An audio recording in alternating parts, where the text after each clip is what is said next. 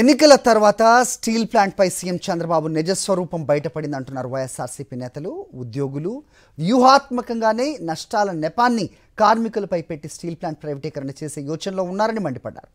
వినాశకాలే విపరీత బుద్ధి అని చందంగా చంద్రబాబు వ్యవహరిస్తున్నారన్నారు.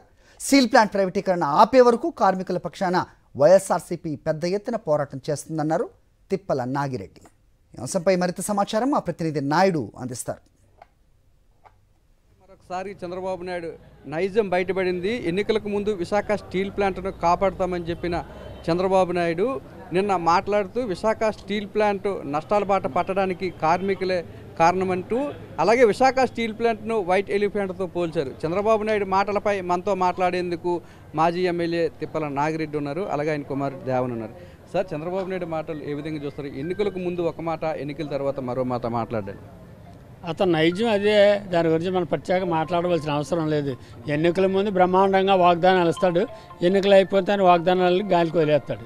అందులో భాగంగా స్టీల్ ప్లాంట్ను కూడా మేము కాపాడుతాం, మేము అధికారంలో లేము, ప్రతిపక్షంలో ఉన్నాం, లేకపోతే మేము కాపాడేవాళ్ళు మోడీ గారితో చెప్పని ఆ రోజు చెప్పాడు.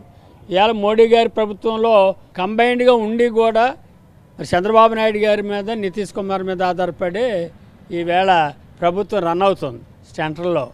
అలాంటి పరిస్థితుల్లో కూడా చంద్రబాబు నాయుడు గారు ఇలా మాట్లాడి కార్మికులు కించపరచడం అంటే చేతగాక ఆ రకంగా మాట్లాడుతున్నాడు అనుకోక తప్పదు. నది దాటిన తర్వాత తెప్పతగలెట్టే రకంగా ఇవాళ ఎలక్షన్ల ముందు ఒక మాట, ఎలక్షన్ తర్వాత ఒక మాట.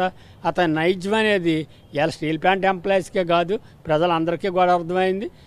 చంద్రబాబు నాయుడుకి కూడా తెలుసు ఎలాగా నెక్స్ట్ ప్రభుత్వం రాదు, జగనే ముఖ్యమంత్రి అవుతాడు 2029లో. అందుకే ఇక నేను ఏది చేయకపోయినా పర్వాలేదని వాగ్దానాలన్నీ గాలికి వదిలేసాడు. ఇచ్చిన మాట ప్లాంట్ పరిరక్షిస్తానని, ప్రైవేట్ పరం కాకుండా చూస్తామని అతను మాట్లాడాడు. అతని కొడుకు లోకేష్ మాట్లాడాడు, పవన్ కళ్యాణ్ మాట్లాడాడు. మరి ఇలా ఆ ముగ్గురు నాయకులు మాట్లాడిన దాన్ని ప్రజలందరూ కూడా నిజంగా వీళ్ళ మీద ఆధారపడే ప్రభుత్వం ఉంది కనుక ఖచ్చితంగా ప్రైవేట్ పరం కాకుండా కాపాడుతారని గంపిడి ఆశతో ఉన్నటువంటి ప్రజానీకానికి ద్రోహం చేశాడు. ఈ ద్రోహం చంద్రబాబు నాయుడు జీవితాంతం ఇది పట్టి పీడిస్తుంది. అతను సక్సెస్ఫుల్ ముఖ్యమంత్రి ఎప్పుడూ పరిపాలన చేయలేదు.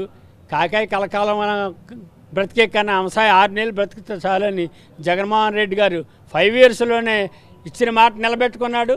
ప్లాంట్ని కాపాడుతాను, ప్రైవేట్ పరం కానివ్వను, నేనున్నంతకాలం ప్లాంట్ ప్రైవేట్ కానివ్వనని చెప్పాడు. అలాగే కాపాడాడు. ఉద్యమాన్ని చేస్తున్నటువంటి స్టీల్ ప్లాంట్ అఖిలపక్ష నాయకులందరికీ సపోర్ట్గా ఉన్నాడు. ఇలాంటి దుర్మార్గమైన పరిపాలనని చంద్రబాబు నాయుడు మరి ఇంత దుర్మార్గంగా ఎందుకు ప్రవర్తిస్తున్నాడో, వినాశకాలే విపరీత బుద్ధులు.